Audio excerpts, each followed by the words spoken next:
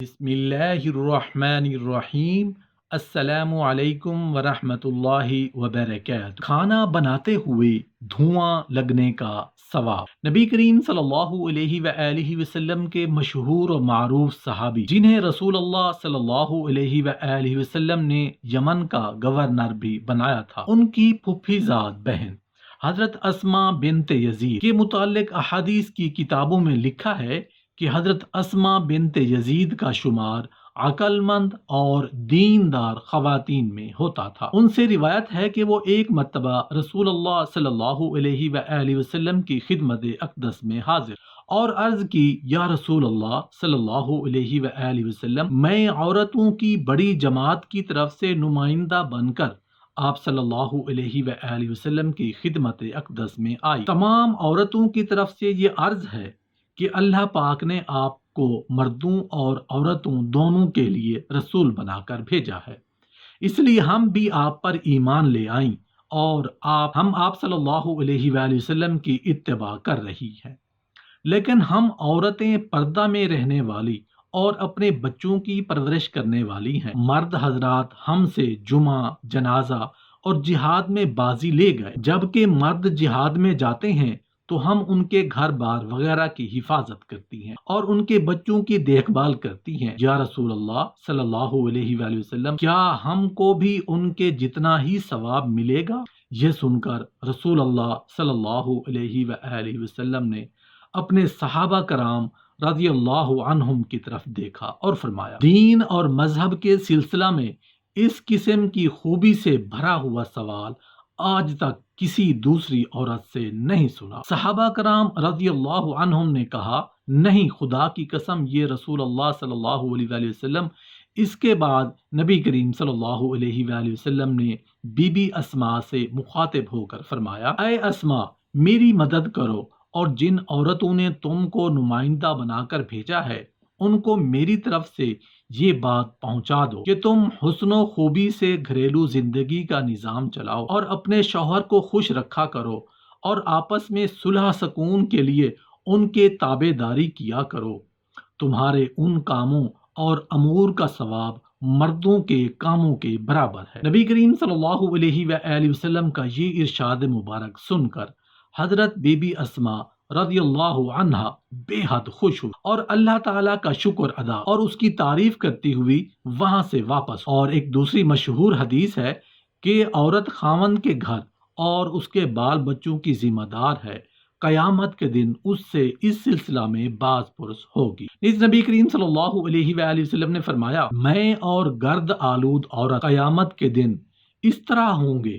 راوی کا بیان ہے کہ نبی کریم صلی اللہ علیہ وآلہ وسلم نے اپنی شہادت کی انگلی اور بیچ کی انگلی ساتھ ملا کر اس طرح ہوں ایسا فرمایا۔ گرد آلود عورت کا مطلب یہ ہے کہ وہ عورت جو گھر کے کام کاج، شوہر کی خدمت اور اس کے بال بچوں کو نہلانے دھلانے کی مصروفیت کی وجہ سے اور چولہے چکی کی وجہ سے جو دھواں وغیرہ لگتا ہے وہ گرد مراد ہے۔ سبحان اللہ۔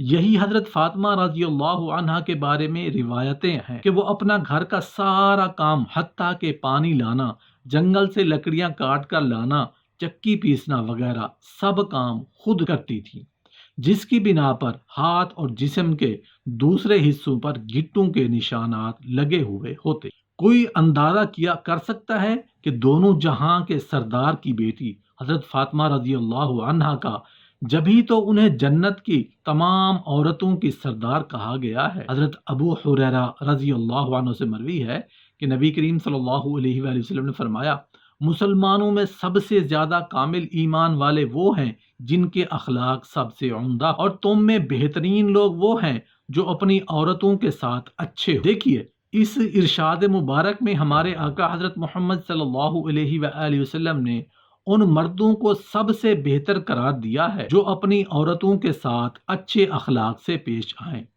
اس طرح اس میں مردوں کو تعلیم و تلقین ہو گئی کہ عورتوں کے ساتھ عمدہ اخلاق سے پیش آئیں۔ اس طرح اس میں مردوں کو تعلیم و تلقین ہو گئی کہ عورتوں کے ساتھ عمدہ اخلاق سے پیش آنا چاہیے۔ کیا اس سے اسلام میں عورتوں کے حقوق کی رعایت و حفاظت کا علم نہیں ہوتا؟ اگر اسلام نے عورتوں کے درجے کو بلندی و عظمت کی انتہا منزل تک پہنچایا اور اس کے حقوق کو پورا تحفظ عطا فرمایا۔ ایک حاملہ عورت کی 2 رکعت کی نماز بغیر حاملہ عورت کی 80 رکعتوں سے بہتر ہے۔ جو عورت اپنے بچوں کو اپنا دودھ پلاتی ہے اسے اللہ تعالیٰ ایک ایک بوند پر ایک نیکی عطا فرماتا ہے۔ جب شوہر پریشان حال گھر آئے اور اس کی بیوی اس کو مرحبا کہے اور تسلی دے تو اللہ تعالیٰ اسے اس عورت کو آدھا جہاد کا ثواب عطا فرماتے ہیں۔ جو عورت اپنے بچوں کے رونے سے رات بھر نہ سو سکے اللہ تعالیٰ اس کو 20 غلاموں کو آزاد کرنے کا اجر دیتے ہیں۔ جو شخص اپنی بیوی کو رحمت کی نگاہ سے دیکھے اور بیوی شوہر کی رحمت کی نگاہ سے دیکھے تو اللہ تعالیٰ دونوں کو رحمت کی نگاہ سے دیکھتے ہیں۔ جو عورت اپنے شوہر کو اللہ کے راستے میں بھیجے اور خود گھر میں آداب کی رعایت کرتے ہوئے رہے وہ عورت مرد سے 500 سال پہلے جنت میں جائے گی اور 70,000 رشتوں اور حوروں کی سردار ہوگی۔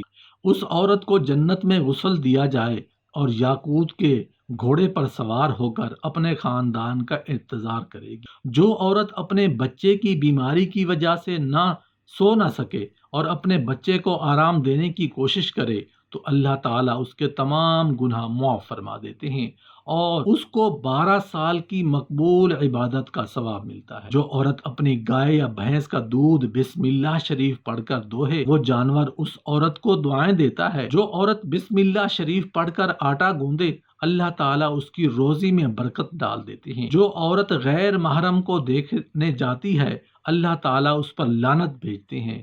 جیسے غیر عورت کو دیکھنا حرام ہے اسی طرح غیر مرد کو دیکھنا بھی حرام ہے۔ جو عورت ذکر کرتے ہوئے جھاڑو دے اللہ تعالیٰ اس کو خانہ کعبہ میں جھاڑو دینے جتنا ثواب عنایت کرتے ہیں۔ اگر تم حیا نہ کرو تو جو چاہو کرو۔ جو عورت نماز اور روزہ کی پابندی کرے پاک دامن رہے اور اپنے شوہر کی تابع داری کرے اس کو اختیار ہے جس دروازے سے چاہے جنت میں داخل ہو جائے۔ 2 افراد کی نماز سر سے اوپر نہیں جاتی۔ ایک وہ غلام جو اپنے مالک سے بھاگا ہوا ہو، دوسری وہ عورت جو اپنے خاوند کی نافرمان ہو۔ جو عورت حاملہ ہو اس کی رات عبادت کی رات اور دن روزہ میں شمار ہوتا ہے۔ جب کسی عورت کا بچہ پیدا ہو جائے تو اس کے لیے 70 سال کی نماز اور روزے کا ثواب لکھا جاتا ہے اور بچہ پیدا ہونے میں جو تکلیف برداشت کرتی ہے اسے ہر رگ کے درد پر ایک ایک حج کا ثواب لکھا جاتا ہے۔ اگر بچہ پیدا ہونے کے بعد 40 دن کے اندر اندر فوت ہو جائے تو اس کو شہادت کا درجہ عطا ہوگا۔ جب بچہ رات کو روئے ماں بد دعا دیے بغیر دودھ پلائے تو اس کو 1 سال کی نماز اور 1 روزے کا ثواب ملے گا۔ جب بچے کا دودھ پینے کا وقت پورا ہو جائے تو آسمان سے ایک فرشتہ آ کر اس عورت کو خوشخبری سناتا ہے کہ اے عورت اللہ نے تجھ پر جنت واجب کر دی ہے۔